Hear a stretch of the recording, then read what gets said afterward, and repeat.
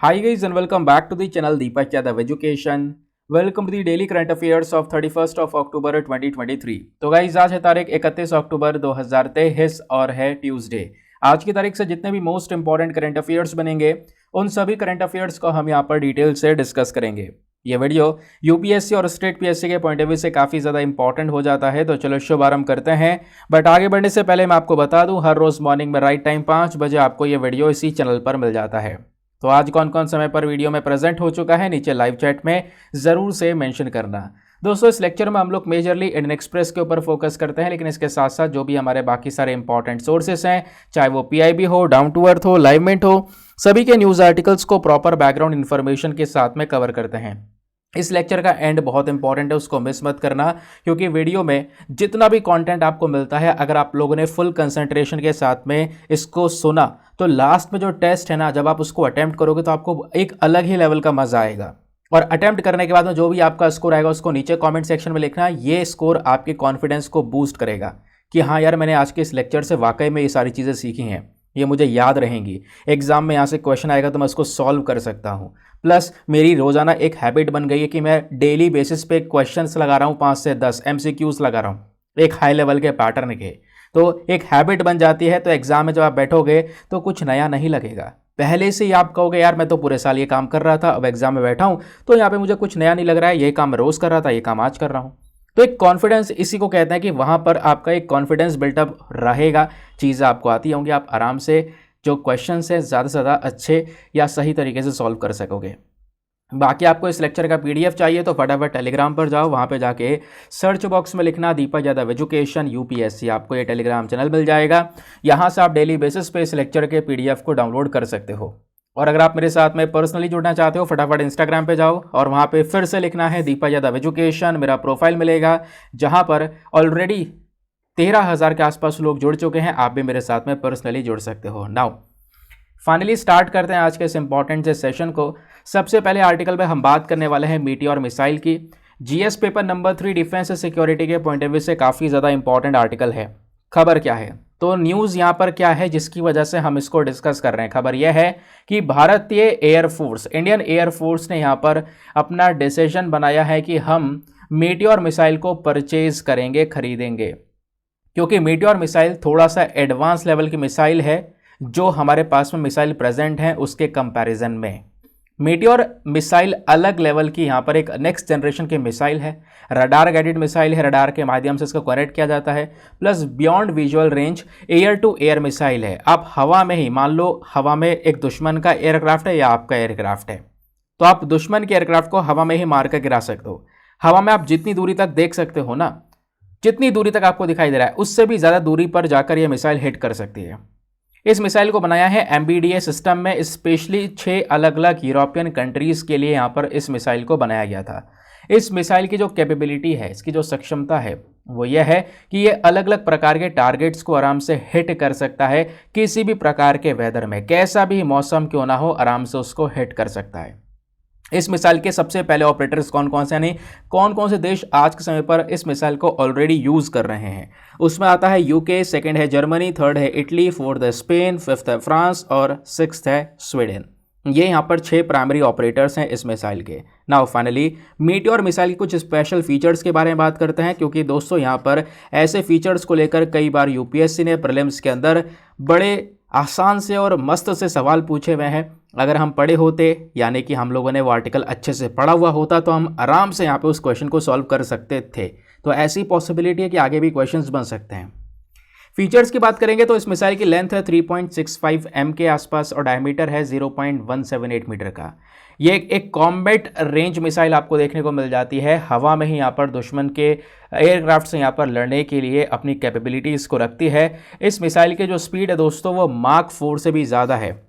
माक 4 समझते हो, यानी कि जो हमारी साउंड है, जो ध्वनि की स्पीड होती है, ध्वनि की गति से भी 4 गुना ज़्यादा स्पीड है इस मिसाइल की। इस मिसाइल को पावर मिलती है एक सॉलिड फ्यूल सिस्टम से, और वो बेसिकली जो इसमें इंजन सिस्टम लगा है वो रैमजेट सिस्टम लगा है। आपको पता होगा, मैंने टर्बोजेट, रैमजेट, स्क्रैमजेट कई बार आपको पढ़ा रखा है। ये बेसिकली यहाँ पर इंजन का डिज़ाइन है।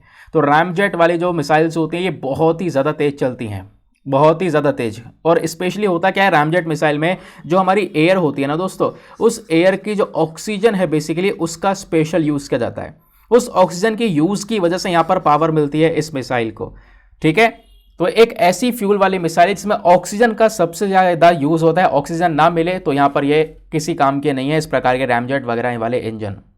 तो रैमजेट क्या है, एक एयर ब्रीथिंग इंजन है। उस हवा पे, उस हवा की ऑक्सीजन के बेसिस पर यहाँ पर अपनी स्पीड को चलाता है। एटमॉस्फेयर के ऊपर यहाँ पर ये डिपेंड होता है, उसके बेसिस पर ये काम करता है। समझ गए? तो ये मिसाइल की ये भी एक लेटेस्ट फीचर है।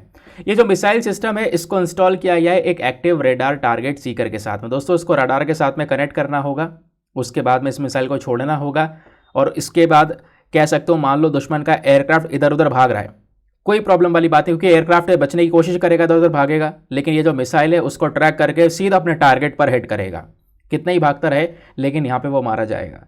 तो इस प्रकार से एक हाई लेवल एडवांस फीचर्स के साथ में इस मीटियोर मिसाइल को रेडी किया गया है। तो 2-3 बेसिक चीज़ें। सबसे पहली चीज़, इसके प्राइमरी ऑपरेटर्स कौन है, ये 6 यूरोपियन कंट्रीज़ हैं। दूसरा, किसने बनाया है, तो यूरोपियन सिस्टम, या फिर कह सकते हो यूरोपियन कंट्रीज़ ने या फिर यूरोप ने यहाँ पर इस मिसाइल को पूरी तरह से तैयार किया है। चलिए आगे आते हैं नेक्स्ट आर्टिकल पर। अगला आर्टिकल हमारा जीएस पेपर नंबर 3 एनवायरमेंट के पॉइंट ऑफ व्यू से इंपॉर्टेंट होने वाला है। इंडियन पोर्क्यूपाइन के बारे में हम बात करेंगे। स्क्रीन पर ये जो आपको एनिमल नज़र आ रहा है, जिसके शरीर पर इतने बड़े बड़े कांटे नज़र आ रहे हैं, यही है इंडियन पोर्क्यूपाइन।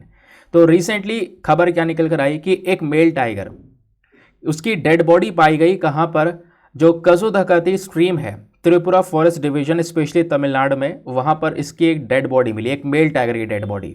और बताया जा रहा है कि वो डेड बॉडी जो मिली है ना, उसके पीछे का रीज़न ये था कि वो मेल टाइगर कहीं ना कहीं एक पोर्क्यूपाइन के साथ में लड़ाई में आया, और उस फाइट में कहीं ना कहीं उसको इंजरी हो गई, जिसकी वजह से उसकी मृत्यु हो गई।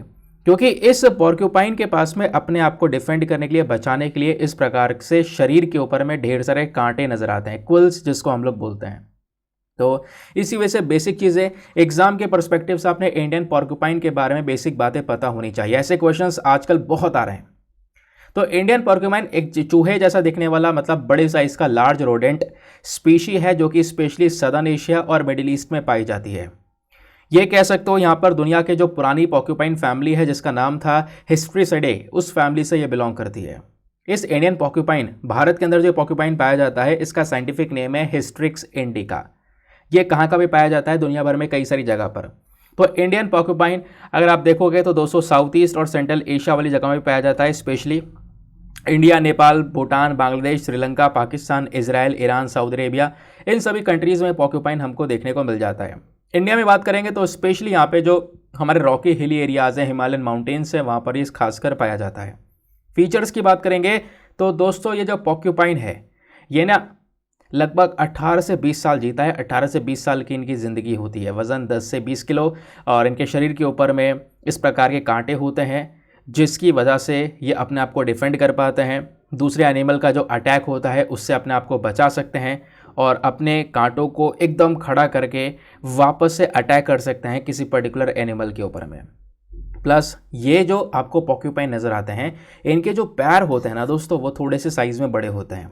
पंजे बहुत बड़े साइज़ के होते हैं, क्योंकि इन्हीं पंजों के माध्यम से गड्ढा खोदते हैं। गड्ढा खोदने के बाद उस गड्ढे में रहने का काम करते हैं। ठीक है, इसी वजह से यहाँ पर ये जो स्पीशीज़ को नॉक्टर्नल स्पीशी बोला जाता है, क्योंकि रात में ज़्यादा एक्टिव रहती हैं, अंधेरे में रहना ज़्यादा पसंद है, गुफाओं में, चट्टानों में, या गड्ढा खोद के उसमें अपना दिन व्यतीत करना ज़्यादा पसंद है। डाइट की बात करेंगे तो यहाँ पर इंडियन पोर्क्यूपाइन लगभग कह सकते हो ज़्यादातर हर्बीवोरस डाइट के ऊपर यहाँ पर ये डिपेंड रहते हैं, यानी कि फूल पत्ती, पेड़ पौधे, फल फूल, है ना, फ्रूट्स, ग्रेन, रूट्स, इन सब चीज़ों को ज़्यादातर यहाँ पर ये लोग खाते हैं। बाकी आते हैं कंजर्वेशन स्टेटस के ऊपर। ये थोड़ा इंपॉर्टेंट है, डायरेक्टली आपसे एग्जामिनेशन में पूछा जा सकता है। एग्जामिनेशन में यहाँ से कुछ क्वेश्चन अगर 100% बेसिस पर पूछा गया तो वो ये पूछा जाएगा IUCN रेड लिस्ट। तो IUCN के अंदर में इंडियन पोर्क्यूपाइन को लीस्ट कंसर्न कैटेगरी में कवर किया गया है। दोस्तों लीस्ट कंसर्न कैटेगरी में कवर करने का मतलब है अच्छी खासी मात्रा में आज के समय पर इसकी पॉपुलेशन हमारे पास में अवेलेबल है, तो इतनी घबराने वाली बात है नहीं। अगले आर्टिकल पर आते हैं। यहाँ पर प्रगति प्लेटफॉर्म के बारे में बात की जा रही है। तो प्रधानमंत्री जी ने हाल ही में 43rd जो एडिशन है प्रगति का, इसको चेयर किया। और यहाँ पे सेंट्रल गवर्नमेंट और स्टेट गवर्नमेंट सभी लोग अवेलेबल थे। देखो पाओगे केंद्र सरकार तो है ही, साथ ही साथ में जो राज्य सरकार है वो यहाँ पर वीडियो कॉन्फ्रेंस के माध्यम से अवेलेबल रही है। तो क्या है प्रगति प्लेटफॉर्म, थोड़ा बेसिक सी बातें जानेंगे, एग्जाम के लिए इंपॉर्टेंट है। प्रगति का मतलब है proactive governance and timely implementation. ये एक मल्टीपर्पज़ प्रोजेक्ट है जिसका बहुत सारा काम है। सबसे पहली चीज़, प्रगति प्लेटफॉर्म का मेन काम होता है कि आम आदमी की जो दिक्कतें हैं, उसकी समस्या है, उसका दुख है, दर्द है, पीड़ा है, उन सबको यहाँ पर टाइम पर ख़त्म करना, उनके दुख को सुनना, उसको सॉल्व करना, बेसिकली उसका एक सोल्यूशन प्रोवाइड करवाना। ये यहाँ पर मेन पर्पज़ है प्रगति प्लेटफॉर्म का। इतना ही नहीं, प्रगति प्लेटफॉर्म का मेन काम ये भी है कि जो हमारे गवर्नमेंट ऑफ इंडिया के प्रोजेक्ट्स होते हैं, उनके जो प्रोग्राम्स होते हैं, उनको रिव्यू करना, उनको मॉनिटर करना, उनके ऊपर ध्यान रखना, और न केवल हमारी गवर्नमेंट ऑफ इंडिया के, स्टेट गवर्नमेंट के प्रोजेक्ट्स के ऊपर भी ध्यान रखना। तो ये जो प्लेटफॉर्म है, इसको 25 मार्च 2015 में लॉन्च किया गया था। ये ध्यान रखना है आपने, बहुत इंपॉर्टेंट पॉइंट है। ये एक ऐसा मजबूत सिस्टम है जिसका मेन काम है सरकार के ऊपर में एक ज़रा सा मजबूत सा शिकंजा कसने का। ये प्लेटफॉर्म के अंदर में 3 इंपॉर्टेंट टेक्नोलॉजीज़ का यूज़ किया जाता है: video conferencing, digital data management और जियो स्पेशल टेक्नोलॉजी। ठीक है, ये हमको एक बहुत बढ़िया सा कॉम्बिनेशन देता है। ये फेडरलिज्म को प्रमोट करता है। फेडरलिज्म को प्रमोट करने का मतलब है राज्य सरकार और केंद्र सरकार दोनों साथ में मिलकर काम आती हैं, यहाँ पे साथ में मिलकर काम करती हैं। तो जो प्रगति प्लेटफॉर्म है दोस्तों, इसका मेन काम क्या है, हमारे स्टेट के चीफ सेक्रेटरीज को लाना साथ में, और प्लस यहाँ पे गवर्नमेंट ऑफ इंडिया के सेक्रेटरी को, यानी कि भारत सरकार के सेक्रेटरी और हमारे राज्य सरकारों के चीफ सेक्रेटरी, सबको एक प्लेटफॉर्म पर लेकर आ जाना कि साथ में मिलकर ये काम करें। ये मेन पर्पज़ है प्रगति प्लेटफॉर्म का। तो यहाँ पे प्रधानमंत्री जी कई सारे प्रकार की चीज़ें डिस्कस कर सकते हैं। फॉर एग्जाम्पल यहाँ पे कह सकते हो एक नॉर्मल पर्सन की जो प्रॉब्लम्स है उसको यहाँ पर उठाया जा सकता है, प्लस स्क्रीन पर जो स्टेट गवर्नमेंट से उनके साथ में भी यहाँ पे थोड़े डिस्कशंस कर सकते हैं। तो प्रगति प्लेटफॉर्म का मेन फीचर क्या है, तो दोस्तों ये पूरा प्लेटफॉर्म 3 टीयर सिस्टम के बेसिस पर काम करता है। अब वो 3 मेन चीज़ें कौन कौन सी हैं? सबसे पहले प्रधानमंत्री जी यहाँ पर हर महीने इसको लेकर एक कंडक्ट करते हैं प्रॉपर मीटिंग को, प्लस अलग अलग सेक्रेटरीज़ के साथ में, भारत सरकार के जो चीफ सेक्रेटरीज हैं उनके साथ में वीडियो कॉन्फ्रेंस के माध्यम से डिस्कशन करते हैं। ये जो मीटिंग है ये हर महीने यहाँ पर कह सकते हो 4th वेडनेसडे को होती है, चौथा जो बुधवार पड़ता है उस समय पर होती है, दोपहर में 3:30 बजे के आसपास। इसको हम लोग प्रगति डे के नाम से भी जानते हैं। ठीक है, तो प्रगति प्लेटफॉर्म के अंदर में ये चीज़ें आपको दोस्तों नज़र आ जाती हैं। आई होप आपको बात क्लियर हो चुकी है। इसमें कुछ बड़ी बड़ी प्रॉब्लम जो होती हैं वो प्रधानमंत्री जी के साथ में रखी जाती हैं। वो प्रधानमंत्री जी यहाँ पर उस प्रॉब्लम का एक सोल्यूशन देने का काम करते हैं। ठीक है, ये सिस्टम पूरी तरह से हमारा काम करता है सरकारों को और ज़्यादा मजबूत करने में, उनके अंदर में यूनिटी को मेंटेन करने में। ठीक है, आई होप आपको यहाँ पर जो प्रॉब्लम है और इसका सोल्यूशन है वो सभी चीज़ें बढ़िया से समझ में आ चुकी हैं। चलिए आगे आते हैं। अच्छा, अभी 4-5 पॉइंट्स और हैं। अब दोस्तों जो हमारी केंद्र सरकार है ना, यूनियन गवर्नमेंट सेक्रेटरीज हो गए, चीफ सेक्रेटरी हो गए, ये सभी लोग यहाँ पर अपने डिपार्टमेंट से संबंधित जो मुद्दे हैं उसको यहाँ पर प्रस्तुत करते हैं। उन सभी मुद्दों का सोल्यूशन जो है वो निकाला जाता है। ये भी आपने ध्यान में रखना है, कुछ खास बात नहीं है, बस प्रगति प्लेटफॉर्म का जो मेन पर्पज़ है वो यहाँ पे आप लोग थोड़ा सा ध्यान रख सकते हो। आगे आते हैं नेक्स्ट आर्टिकल पर। यहाँ पर एक नए मेंढक की प्रजाति पाई गई है जिसका नाम है एल्केलस फोर्टिनेलिस। तो ये जो प्रजाति है वो कुछ इस प्रकार से आपको सैंडी कलर की नज़र आ रही है। इसी के बारे में थोड़ा डिस्कशन करने वाले हैं। इस प्रजाति से ज़्यादा इम्पॉर्टेंट उस लोकेशन का होना है, क्योंकि जिस लोकेशन पर ये हमारा मेंढक पाया गया है, और वो लोकेशन है नमदफा टाइगर रिजर्व। तो नमदफा टाइगर रिजर्व दोस्तों कहाँ पर है? अरुणाचल प्रदेश में। पहली चीज़ इसको नोट डाउन कर लेना, नमदफा टाइगर रिजर्व को लेकर कई सारे जो हमारे वनडे एग्जामिनेशंस होते हैं वहाँ पे ऑलरेडी अलग अलग प्रकार के सवाल पूछे जा चुके हैं। ठीक है, तो ये जो एल्केलस फोर्टिनेलिस है क्या है? एक नई प्रजाति है जो कि अभी नमदफा टाइगर रिजर्व के अंदर में डिस्कवर की गई है। ये जो फ्रॉग है इसको बाहर रहना यानी ज़मीन पर रहना भी पसंद है, पानी में रहना भी पसंद है। ठीक है, आगे आते हैं। अब उसके बाद में दोस्तों यहाँ पर ये जो फ्रॉग है ना, एल्केलस फोर्टिनेलिस, इसका मतलब है स्प्रिंग और फाउंटेन। ठीक है, ये जो नई प्रजाति हमको यहाँ पर मिली है इसके भी अपने आप में कुछ स्पेशल फीचर हैं। जैसे इसका मुंह थोड़ा सा आगे निकला हुआ देखने को मिल जाता है, इसके जो फिंगर हैं, पैर हैं, ये डिस्क शेप में, आगे आप देख पाओगे गोल गोल नज़र आ रहे होंगे। ठीक है, एक डिस्क सी नज़र आ रही होगी, है ना, जो कैसेट होते हैं उससे नज़र आ रही होगी। तो डिस्क शेप भी आपको यहाँ पर देखने को मिल जाती है इसके पैरों में, जैसा कि मैंने आपको अभी यहाँ पर अब बताया। बात क्लियर हो गई? आगे आते हैं। अब बेसिक चीज़ जो है वो है नमदफा टाइगर रिजर्व। ये थोड़ा ज़्यादा इंपॉर्टेंट है।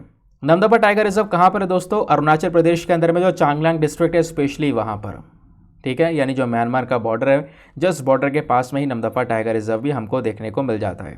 इसको टाइगर रिजर्व डिक्लेयर किया गया था 1983 में। यहाँ पर अलग अलग प्रकार के जानवर की प्रजातियाँ और प्लस अलग अलग पेड़ पौधों की प्रजातियाँ भी पाई जाती हैं। उससे ज़्यादा इम्पॉर्टेंट, इसका नाम नमदफा टाइगर रिजर्व क्यों पड़ा? क्योंकि यहाँ से एक नदी बहती है, नमदफा नदी। नमदफा नदी यहाँ पर वो नदी है जिसके बेसिस पर कह सकते हो इस टाइगर रिजर्व का नाम रखा गया है। ये नदी हमारे इस पूरे रिजर्व में बहती है, स्पेशली नॉर्थ साउथ डायरेक्शन में, और इसका नाम नमदफा है। आई होप आपको ये बात क्लियर हो चुकी है। आगे आते हैं। अब बात आती है विक्रम-1 रॉकेट के बारे में। तो विक्रम-1 रॉकेट क्या है दोस्तों? Indian firm Skyroot aerospace. अब आगे बढ़ने से पहले तो मेक श्योर करना वीडियो पर जो लाइक का बटन है उसको प्रेस कर देना। डेली बेसिस पे हमारा टारगेट होता है 2000 लाइक्स का, प्लीज़ आपने सपोर्ट करना है और इस टारगेट को पूरा पहुंचाना है। तो दोस्तों आपको पता होगा भारत के स्पेस एजेंसी इसरो के बारे में, इंडियन स्पेस रिसर्च ऑर्गेनाइजेशन के बारे में। तो ये बेसिकली भारत की सरकारी स्पेस एजेंसी है। लेकिन दुनिया भर में आप देख पाओगे, जैसे फॉर एग्जांपल अमेरिका, तो अमेरिका की भी स्पेस एजेंसी नासा है, लेकिन अमेरिका के पास में कुछ अपनी प्राइवेट स्पेस एजेंसियां भी हैं। वैसे ही यहाँ पर भारत भी अपनी प्राइवेट स्पेस एजेंसी को रेडी कर रहा है ताकि छोटे मोटे काम प्राइवेट स्पेस एजेंसी से करवा दिए जा सकें और बड़े बड़े मिशंस के ऊपर में इसरो अपना फोकस रख सके। तो ऐसे यहाँ पर एक स्पेस एजेंसी है, भारत की प्राइवेट स्पेस एजेंसी, जिसका नाम है स्काईरूट एरोस्पेस। इन्होंने हाल ही में खुद का बनाया हुआ विक्रम-1 रॉकेट को यहाँ पर दिखाया है, इस वजह से यह चर्चा में है। तो दोस्तों अभी केवल और केवल इस रॉकेट की जानकारी बाहर आई है, इसको जल्दी लॉन्च किया जाएगा 2024 की शुरुआत में। विक्रम-1 रॉकेट हमारे स्काईरूट का, यानी ये जो कंपनी है भारत की प्राइवेट स्पेस कंपनी, इसका दूसरा रॉकेट होने वाला है। इससे पहले विक्रम-S रॉकेट भी यहाँ पर 18 नवंबर 2022 में इन्होंने यहाँ पर सक्सेसफुली लॉन्च किया था, और इसी के साथ में हमारे देश की पहली प्राइवेट स्पेस कंपनी ये बन चुकी है। पहली प्राइवेट स्पेस कंपनी जिसने इसरो के जो मिसाइल लॉन्च सेंटर है उसका यूज़ किया। ठीक है, तो ध्यान रखना, भारत भी अब इस सेक्टर में तेज़ी से ग्रो हो रहा है। स्पेस में स्पेशली यहाँ पे प्राइवेट इंडस्ट्रीज़ को भी एक बहुत बड़ी जो वैल्यू है वो यहाँ पर मिल रही है। तो ये जो रॉकेट के बारे में जानकारी अभी आई है रिसेंटली, इसका नाम है विक्रम-1 रॉकेट। ऑब्वियस बात है, सब आप पता चल चुका होगा ये विक्रम नाम क्या है। ये बेसिकली जो भारत के स्पेस प्रोग्राम के फादर हैं विक्रम साराभाई जी, उन्हीं के नाम के ऊपर इस रॉकेट का नाम रखा गया है। तो एक मल्टी स्टेज लॉन्च व्हीकल है दोस्तों, ये आपने ध्यान में रखना है। इसकी जो कैपेसिटी है, इसकी कैपेसिटी, इस रॉकेट की कैपेसिटी यह है कि लगभग 300 किलोग्राम का जो वजन है इसको उड़ाकर ले जाकर अंतरिक्ष में लो अर्थ ऑर्बिट में ये छोड़ सकता है। तो इस रॉकेट को किसने बनाया है? इस रॉकेट को बनाया है हैदराबाद के अंदर जो कंपनी है स्काईरूट स्पेस, एक स्पेस स्टार्टअप है प्राइवेट, इसने यहाँ पर बनाया है। ये रॉकेट दोस्तों बहुत सारी सैटेलाइट्स को अंतरिक्ष में ले जाकर स्पेशली लो अर्थ ऑर्बिट में लॉन्च कर सकता है। पता है अच्छी बात क्या है? अभी रॉकेट असेंबल करने में, जैसे इसरो के बड़े बड़े रॉकेट है PSLV, GSLV, ये सारे रॉकेट्स, इनको ना ऐसा नहीं है रॉकेट पूरा तैयार है, छोटे छोटे टुकड़े रेडी हैं, उनको जोड़ने, सेटल करने, तैयार करने में यहाँ पे थोड़ा समय लगता है दोस्तों। लेकिन ये जो अभी यहाँ पे विक्रम-1 रॉकेट तैयार किया है स्काईरूट ने, ये इसकी खास बात यह है कि ये बिल्कुल सिंपल बॉडी में तैयार किया गया है। एक सॉलिड फ्यूल रॉकेट है भाई, सिंपलर टेक्नोलॉजी का यूज़ किया गया है। 24 घंटे के अंदर अंदर अगर हमें इमरजेंसी में कोई मिशन लॉन्च करना हो तो तुरंत हम 24 घंटे के अंदर अंदर रॉकेट तैयार कर सकते हैं, रॉकेट को असेंबल किया जा सकता है।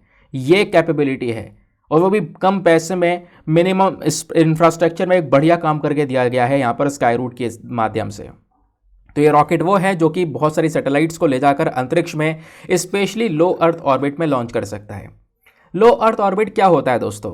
नाम से पता चल रहा है हमारा जो पूरा का पूरा ऑर्बिट यानी अंतरिक्ष है। वैसे एग्जाम्पल अगर मैं आप दूं, अगर आप लोग पृथ्वी का जो ये सरफेस है, जो ज़मीन है, इससे ऊपर जाओगे और 160 किलोमीटर सबसे कम, और इससे ऊपर आप 1000 किलोमीटर तक जा सकते हो। इतने बीच का जो डिस्टेंस होता है ये सारा का सारा हमारा लो अर्थ ऑर्बिट कहलाता है। ठीक है, ये सारा का सारा हमारा लो अर्थ ऑर्बिट होता है। बात क्लियर हो गई? आगे आते हैं। अब दोस्तों यहाँ पे फॉर एग्जाम्पल जैसे हमारे नॉर्मल एरोप्लेन्स होते हैं वो कितनी ऊंचाई पर उड़ते हैं? एरोप्लेन हमारे नॉर्मल 14 किलोमीटर की ऊंचाई पर उड़ते हैं, लेकिन जो लो अर्थ ऑर्बिट है कम से कम कह सकते हो इसका 10 गुना ज़्यादा हो गया। तो जो भी हम सैटेलाइट्स वगैरह लॉन्च करते हैं इसमें मैक्सिमम सैटेलाइट्स हमारी लो अर्थ ऑर्बिट में ही लॉन्च की जाती हैं, आपने ध्यान में रखना है। ठीक है, हमारा इंटरनेशनल स्पेस स्टेशन भी लो अर्थ ऑर्बिट पर ही देखने को मिल जाता है। तो लो अर्थ ऑर्बिट कौन सा रीजन है आप समझ गए ना? पृथ्वी से ऊपर जाओगे तो लगभग 160 किलोमीटर के ऊपर चले जाना, या 160 किलोमीटर तक पहुंचोगे तो आपका ये जो स्पेस है या लो अर्थ ऑर्बिट है वो यहाँ पर आ जाएगा। ठीक है। कम से कम 160 किलोमीटर, ज़्यादा से ज़्यादा आप 1000 किलोमीटर भी जा सकते हो पृथ्वी से ऊपर, वो आपका लो अर्थ ऑर्बिट वाला रीजन कहलाता है। आगे आता है नेक्स्ट आर्टिकल पर। अगले आर्टिकल में सी क्यूक्यूम्बर के बारे में बात की जा रही है। ये जो स्क्रीन पर दोस्तों आपको दिख रहा है ना, एक प्रकार का जानवर है, खीरे की तरह नजर आ रहा होगा, इस वजह से समुद्र में पाया जाने वाला जानवर है, बिल्कुल सतह पर, जमीन पर, समुद्र के जमीन पर पाया जाता है। ठीक है, तो खीरे की तरह दिखता है, इस वजह से हम लोग इसको सी क्यूक्यूम्बर का नाम भी देते हैं। तो हाल ही में भारतीय कोस्ट गार्ड ने बहुत सारे लोगों को पकड़ा है जो कि अवैध तरीके से शिकार कर रहे थे इन सी क्यूक्यूम्बर का, इनका व्यापार करते हैं, इनका व्यापार होता भी है। भर भर के यहाँ पर जो हमारे कोस्ट गार्ड हैं वो इस प्रकार के जो अवैध तरीके से व्यापार होता है उसको पकड़ते हैं, ढेर सारे सी क्यूक्यूम्बर पकड़ते हैं। इस वजह से सी क्यूक्यूम्बर अभी न्यूज़ में आया हुआ है, इंपॉर्टेंट भी है। तो सी क्यूक्यूम्बर बेसिकली एक ऐसी प्रजाति है जो कि हमारे एक एनिमल ग्रुप से बिलोंग करती है। उस एनिमल ग्रुप का नाम है एकिनोडर्म्स, या फिर जो सी क्यूक्यूम्बर है, ध्यान रखना, ये एक ऐसी प्रजाति है जो कि एक बहुत बड़े एनिमल ग्रुप एकिनोडर्म्स का एक हिस्सा है। सी क्यूक्यूम्बर एक इन्वर्टिब्रेट है, इसकी कोई रीढ़ की हड्डी होती नहीं है, ये हमारे समुद्र के सतह पर पाया जाता है। ठीक है, और सी क्यूक्यूम्बर के लगभग 1250 से ज़्यादा अलग अलग प्रजातियां हैं जो कि टैक्सोनॉमिक क्लास होलोथोरैडिया को बिलोंग करती हैं। इस क्लास से बिलोंग करने वाली सारी की सारी प्रजातियां हैं। हैबिटेट की बात करेंगे तो दोस्तों यहाँ पर जो सी क्यूक्यूम्बर है ये हमारे समुद्र के अंदर पाया जाता है। सी क्यूक्यूम्बर बेंथिक होते हैं। आपसे क्वेश्चन बन सकता है, तो ध्यान रखना, BENTHIC, बेंथिक। तो सी क्यूक्यूम्बर बेंथिक होता है। बेंथिक मतलब होता है ये हमारे समुद्र के सतह पर, ज़मीन जो होती है वहाँ पे पाए जाते हैं, वहाँ पर रहते हैं, वहाँ पे रह सकते हैं, वहाँ पे रहना पसंद है इनको। प्लस रहते रहते ये जो सी क्यूक्यूम्बर है अपने अंदर से इनऑर्गेनिक नाइट्रोजन और फॉस्फोरस को छोड़ने का भी काम करते हैं, उसको एक्सक्रीट करने का काम करते हैं। ठीक है, रिप्रोडक्शन की बात करेंगे तो दोस्तों यहाँ पे ध्यान रखना, जैसे हमारे बाकी सारे जानवर होते हैं ना ज़मीन पर पाए जाते हैं, उनकी तरह सी क्यूक्यूम्बर रिप्रोड्यूस नहीं करता। सी क्यूक्यूम्बर में क्या होता है, सी क्यूक्यूम्बर बेसिकली यहाँ पर कैसे एक दूसरे बच्चे को जन्म देगा, तो सी क्यूक्यूम्बर के अंदर में जो एग होता है ना, ये एक्सटर्नली फर्टिलाइज होता है, बाहर आके फर्टिलाइज होता है। अभी जैसे यहाँ पर मान लो कोई फीमेल है, जैसे दूसरे जानवर में देखोगे एक बच्चा कैसे जन्म लेता है, जो फीमेल एनिमल होती है उसके पेट में यहाँ पर ये जो एग है वो फर्टिलाइज होता है, फिर धीरे धीरे वो यहाँ पर एक बच्चे का शेप लेता है। बट ऐसा सी क्यूक्यूम्बर में नहीं है। सी क्यूक्यूम्बर में क्या होता है दोस्तों, जो फीमेल होती है सी क्यूक्यूम्बर में, वो अपने अंडों को या एग्स को, जिसमें से यहाँ पे बच्चा जन्म लेने वाला है, उस एग्स को यहाँ पे पानी में रिलीज कर देती है जैसे ही वो यहाँ पर फर्टिलाइज हो जाते हैं। ठीक है, तो आपने ध्यान में रखना है, सबसे पहली चीज़, जब वो एग मेल के स्पर्म के साथ में कांटेक्ट में आएगा तो वो एग फर्टिलाइज हो जाएगा, अब वो बच्चे का रूप लेने लगेगा। तो जैसे ही एग फर्टिलाइज हो जाएगा ये फीमेल क्या करती हैं, उसको पानी में रिलीज कर देती हैं। तो इनका जो रिप्रोड्यूस करने का तरीका है वो बिल्कुल अलग है। बाकी सी क्यूक्यूम्बर का कंजर्वेशन स्टेटस क्या, ये ध्यान रखना है क्योंकि आपसे एग्जामिनेशन में पूछा जा सकता है। साइट्स के अंदर में इसको अपेंडिक्स 2 में कवर किया गया, यानी कि जो इसका व्यापार वगैरह है उसके ऊपर में काफ़ी सारे रेस्ट्रिक्शंस, काफ़ी रोक टोक यहाँ पे लगा रखी हैं, तो आप इतनी आसानी से व्यापार नहीं कर सकते सी क्यूक्यूम्बर का। बाकी वाइल्ड लाइफ प्रोटेक्शन एक्ट 1972 में शेड्यूल 1 में कवर किया गया है, इसको हाई प्रोटेक्शन दी गई है, इसका शिकार वगैरह पूरी तरह से उसके ऊपर रोक है, आप प्रॉपर शिकार वगैरह भी नहीं कर सकते इसका। ना आगे आते हैं नेक्स्ट आर्टिकल पर।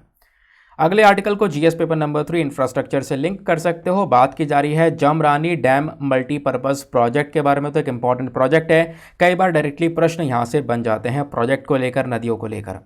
तो हाल ही में भारत सरकार ने अप्रूव कर दिया है कि जो ये जमरानी डैम मल्टीपर्पज़ प्रोजेक्ट है, इसको हम प्रधानमंत्री कृषि सिंचाई योजना एक्सेलरेटेड इरिगेशन बेनिफिट प्रोग्राम के अंडर में लेकर आएंगे। बड़ा लंबा प्रोग्राम है, हाँ, शॉर्ट फॉर्म में देख लो तो PMKSY यहाँ पर इसका नाम है।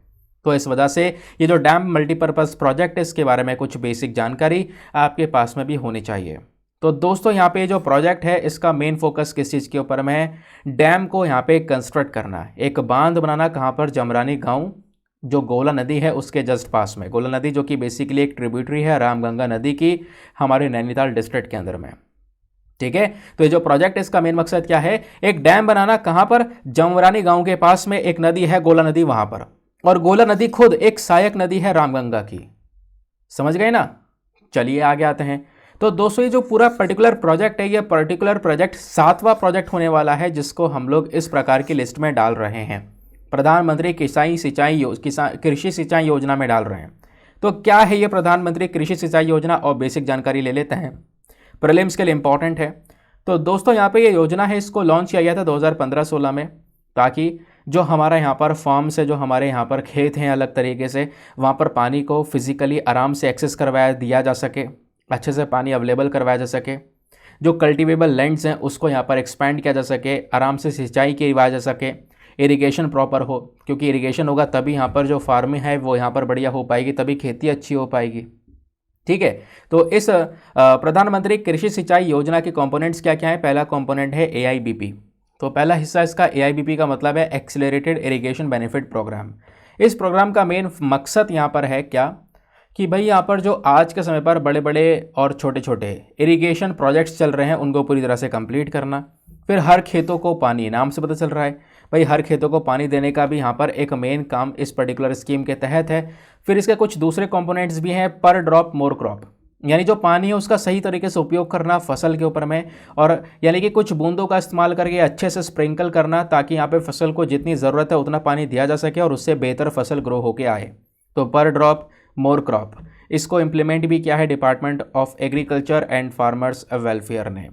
बाकी दोस्तों यहाँ पे जो ये प्रधानमंत्री कृषि सिंचाई योजना है इसकी नोडल मिनिस्ट्री कौन सी है, यानी कि इसके ऊपर कौन सा मंत्रालय है जो कि इसको इम्प्लीमेंट करने का काम करता है? तो वह है department of agriculture farmers welfare. अगर डिपार्टमेंट पूछा जाएगा तो डिपार्टमेंट ये है, बाकी मंत्रालय पूछा जाएगा तो वह है ministry of agriculture and farmers welfare. ये मतलब आप पढ़ते हुए आ रहे हो तो इसको याद रखना पड़ेगा। आगे आते हैं, नेक्स्ट आर्टिकल हमारा GS paper number 1 art and culture के पॉइंट ऑफ व्यू से इंपॉर्टेंट है। आज का आखिरी आर्टिकल है, बात की जा रही है वज्र मुश्ती कलह के बारे में। एक प्रकार की यहाँ पर लड़ाई होती है, जैसे रेसलिंग होती है ना, कुश्ती करवाई जाती है, उस वैसे ही यहाँ पर कुछ इस प्रकार की लड़ाई भी होती है। इसमें हाथ में ये लोग एक चीज़ पहनते हैं जो कह सकते हो जानवरों के सींग वगैरह से बनता है, उससे यहाँ पे खूब मारा पीटी होती है। जो भी व्यक्ति दोनों में से किसी भी एक पर्सन के सर से सबसे पहली बार खून निकालेगा, सबसे पहले जो खून निकालेगा वो इंसान जीत जाएगा। बस ये यहाँ पर इस लड़ाई में मेन मकसद है। तो वज्र मुश्ती कला ये बेसिकली एक मार्शल आर्ट है दोस्तों, एक प्रकार की मार्शल आर्ट जो कि आज के समय पर पूरी तरह से ख़त्म हो चुकी है, केवल और केवल दशहरा के समय पर यहाँ पर एक कहीं कहीं पर खेली जाती है। तो वज्र मुश्ती ये एक प्रकार का यूनिक इंडियन मार्शल आर्ट है जिसके अंदर में अलग अलग टेक्निक्स का यूज़ किया जाता है, हाथ से लड़ाई की जाती है, एक दूसरे को पकड़ा जाता है, जकड़ा जाता है, रेसलिंग जैसा माहौल बन जाता है। ठीक है, वज्र मुश्ती का मतलब है थंडरबोल्ट फिस्ट। ठीक है, यहाँ पर दोस्तों हाथ में एक नकल डस्टर पहना जाता है, एक छोटा सा मेटल का वेपन। ठीक है, एक ऐसा वेपन जो कि जानवरों के सींग से यहाँ पर बनाया जाता है और हाथ में इसको पहना जाता है। तो मेन ऑब्जेक्टिव इस मार्शल आर्ट का ये है कि भाई जो उसका ओपोनेंट है, मान लो दो लड़ रहे हैं भाई, दोनों के एक दूसरे के ओपोनेंट है, तो एक दूसरे को रोकने का काम करना, वो जो हथियार चला रहा है यानी इसका हाथ में जो हथियार है, जो लड़ रहे हैं एक दूसरे से, उसको रोकने का काम करना। एक प्रकार की ऐसी रेसलिंग है कि यहाँ पर यह लड़ाई होती है कि भाई जो भी व्यक्ति दोनों में से सबसे पहले किसी के भी सर में से खून निकाल देगा, किसी के भी सर में से अगर खून निकाल देगा तो वो विजेता कहलाएगा। इतनी मारा पीटी होनी चाहिए। तो ये जो रेसलिंग का पूरा फॉर्म है दोस्तों, ये विजयनगर पीरियड के समय पर, या जो विजयनगर रूलर्स थे ना 14th और 17th सेंचुरीज के समय पर, जिन्होंने शासन किया, उनके समय पर बहुत पॉपुलर यहाँ पे ये पूरा का पूरा रेसलिंग हुआ करता था। धीरे धीरे यहाँ पर एक्सटिंक्ट हो चुका, आज के समय पर यहाँ पर इसकी कोई ज़्यादा वैल्यू है नहीं और ज़्यादातर लोग यहाँ पर इसके बारे में जानते भी नहीं हैं। मैंने खुद पहली बार पढ़ा था, शायद आप लोगों ने भी पहली बार पढ़ा होगा। नव आगे आते हैं और स्टार्ट करते हैं आज के प्रीलिम्स रैपिड फायर के क्वेश्चंस को। तो आई होप आप लोगों ने बहुत अच्छे से लेक्चर को सुना है। अगर सुना है अच्छे से तो क्वेश्चन सॉल्व करने के लिए रेडी हो जाओ। आपका टेस्ट होने वाला है। स्टार्टिंग में सारे के सारे क्वेश्चंस मैं आपको दूंगा, सबके आंसर्स आपको नीचे लाइव चैट में देने हैं। फिर लास्ट में एक साथ सभी क्वेश्चंस के आंसर्स दूंगा ताकि आप रीमैच कर सको, चेक कर सको कितने क्वेश्चन आपने सही किए और कितने गलत किए हैं। चलिए क्वेश्चन नंबर 1, आपको बताना है मीटियोर मिसाइल को लेकर 2 स्टेटमेंट दिए गए हैं, बताना है दोनों स्टेटमेंट में से कौन सा स्टेटमेंट सही है। पहला स्टेटमेंट बोलता है कि मीटियोर मिसाइल एक प्रकार की active radar guided beyond visual range air to air missile system है, इसको यूएस की आर्मी ने बनाया है। तो बताओ दोनों स्टेटमेंट में से कौन सा स्टेटमेंट सही है। ऑप्शन नंबर है 1 ओनली, B 2 ओनली, C दोनों सही हैं या D दोनों के दोनों गलत हैं। नाउ नेक्स्ट क्वेश्चन में आपसे प्रगति प्लेटफॉर्म को लेकर पूछा गया है। प्रगति प्लेटफॉर्म को लेकर 2 स्टेटमेंट्स दिए गए हैं, बताना है कौन सा स्टेटमेंट सही है। पहला स्टेटमेंट बोलता है कि प्रगति प्लेटफॉर्म एक प्रकार का प्लेटफॉर्म प्रोवाइड करवाता है जहाँ पे हमारे राज्य के चीफ सेक्रेटरी और सेंट्रल गवर्नमेंट के सेक्रेटरीज आपस में मिलकर कोऑर्डिनेट करके काम करते हैं। सेकेंड स्टेटमेंट बोलता है कि प्रगति प्लेटफॉर्म का मेन मकसद है मॉनिटरिंग करना, प्लस जो इंपॉर्टेंट प्रोग्राम्स हैं, प्रोजेक्ट्स हैं हमारी केंद्र सरकार राज्य सरकार के, उनके ऊपर ध्यान रखना, उनके ऊपर निगरानी रखना। तो बताओ दोनों स्टेटमेंट में से कौन सा स्टेटमेंट सही है। ऑप्शन नंबर है 1 ओनली, B 2 ओनली, C दोनों सही है या D दोनों के दोनों गलत हैं। नाउ नेक्स्ट क्वेश्चन में आते हैं। यहाँ पे दोस्तों आपसे सी क्यूकम्बर के बारे में पूछा गया है। सी क्यूकम्बर को लेकर 2 स्टेटमेंट्स दिए गए हैं, बताना है कौन सा स्टेटमेंट सही है। पहला स्टेटमेंट बोलता है कि सी क्यूकम्बर एक बेंथिक प्रजाति है जो कि हर प्रकार के जो मैरीन एनवायरनमेंट यानी जो जहाँ पर भी हर प्रकार का जो पानी है दुनिया भर में वहाँ पर यह पाया जाती है। सेकेंड स्टेटमेंट यहाँ पर बोलता है सी क्यूकम्बर जो है इसको हम लोगों ने साइट्स के लिस्ट में अपेंडिक्स 2 के अंदर में रखा है। तो बताओ दोनों स्टेटमेंट में से कौन सा स्टेटमेंट सही है। ऑप्शन नंबर है 1 ओनली, B 2 ओनली, सी दोनों सही है, डी दोनों के दोनों गलत हैं। नेक्स्ट क्वेश्चन में आपसे पूछा जाता है वज्र मुश्ती को लेकर, वज्र मुश्ती कलग को लेकर 2 स्टेटमेंट दिए गए हैं, बताना है कौन सा स्टेटमेंट सही है। पहला स्टेटमेंट बोलता है कि एक ये यूनिक सा इंडियन मार्शल आर्ट का फॉर्म है, इंडियन मार्शल आर्ट फॉर्म जिसमें एक नकल डस्टर को यूज़ किया जाता है, हाथ में पहनने वाले वेपन का यूज़ किया जाता है। सेकेंड स्टेटमेंट बोलता है कि जो दोस्तों ये कुश्ती थी ना, ये सबसे ज़्यादा पॉपुलर थी चोला पीरियड के समय पर। तो बताओ दोनों स्टेटमेंट्स में से कौन सा स्टेटमेंट सही है। ऑप्शन नंबर है 1 ओनली, B 2 ओनली, सी दोनों सही है या डी दोनों के दोनों गलत हैं।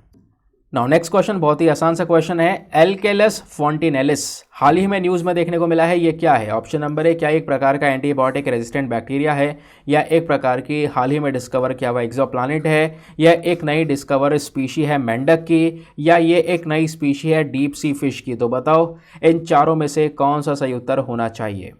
तो दोस्तों ये थे सारे के सारे क्वेश्चंस। आई होप आप लोगों ने मैक्सिमम क्वेश्चंस को बिल्कुल सही अटेम्प्ट किया होगा। चलो अब एक एक करके सभी क्वेश्चंस के आंसर्स को देख लेते हैं ताकि आप चेक कर सको, रीमैच कर सको कितना आपने सही किया है और कितना आपने गलत किया है।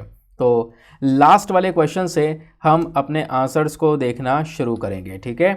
चलिए, तो यहाँ पे पूछा गया था एल्केलस फोंटिनेलिस हाल ही में न्यूज़ में देखने को मिला है, तो क्या है। तो भाई एक नई मेंढक की प्रजाति है जो कि डिस्कवर की गई है अरुणाचल प्रदेश के नमदपा टाइगर रिजर्व से। फिर अगले आर्टिकल में पूछा गया था वज्र मुश्ती कलग, बताओ 2 स्टेटमेंट्स हैं कौन सा सही है। केवल पहला वाला स्टेटमेंट सही है बिल्कुल, क्योंकि एक भारत का एक मार्शल आर्ट का फॉर्म है। लेकिन दूसरा स्टेटमेंट गलत है, क्योंकि दोस्तों ये चोला पीरियड नहीं, विजयनगर के जो रूलर्स हैं उनके अंडर में यहाँ पर सबसे ज़्यादा पॉपुलर था। फिर आपसे पूछा गया सी क्यूकम्बर को लेकर बताओ 2 स्टेटमेंट है, क्या ये एक बेंथिक स्पीशी है। बिल्कुल, ये समुद्र के ओशन फ्लोर पर पाई जाती है, पता है ना। दूसरा स्टेटमेंट ही सही है क्योंकि इसको साइट्स के अपेंडिक्स 2 में कवर किया गया है। फिर यहाँ पे आपसे पूछा गया प्रगति प्लेटफॉर्म को लेकर बताओ 2 स्टेटमेंट हैं, दोनों में से अगेन दोनों सही हैं। अब दोनों सही है तो यहाँ पे कुछ एक्सप्लेन करने की जरूरत बनती नहीं है ना। फिर यहाँ पे आपसे पूछा गया मीटियोर मिसाइल को लेकर बताओ 2 स्टेटमेंट, दोनों में से कौन सा सही है। केवल पहला वाला सही है, क्योंकि यहाँ पर मीटियोर मिसाइल एक प्रकार का active radar guided beyond visual range air to air missile system है। लेकिन दूसरा स्टेटमेंट गलत है, क्योंकि दोस्तों यहाँ पर इस मिसाइल को डेवलप अमेरिका की आर्मी नहीं, इसको यूरोप ने डेवलप किया है। That is why option number 2 is the incorrect one. और आपका केवल पहला वाला सही होगा, option number 1 only is the correct answer, ठीक है। तो ये था हमारा पूरा का पूरा डिस्कशन। आई होप आपको मज़ा आया हो, बहुत कुछ आप लोगों ने आज के इस लेक्चर से जाना हो। तो चलिए मिलते हैं आप लोगों से अगले वीडियो में। आज के लिए bye bye, have a nice day, thank you and जय हिंद।